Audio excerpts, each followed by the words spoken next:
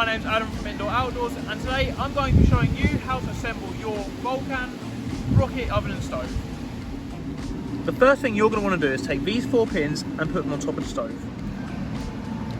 As you can see, it has these little lines already made into it to act as guides. It's the same on these. Just place it in, slide down as so.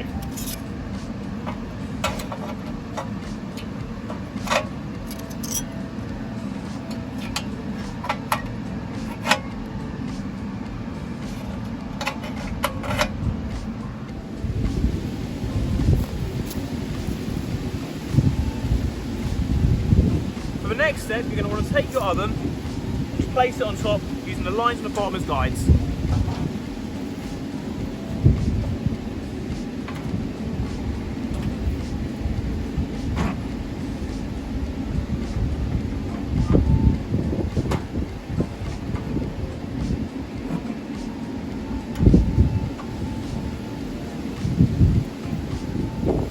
And just like that, it's ready to use.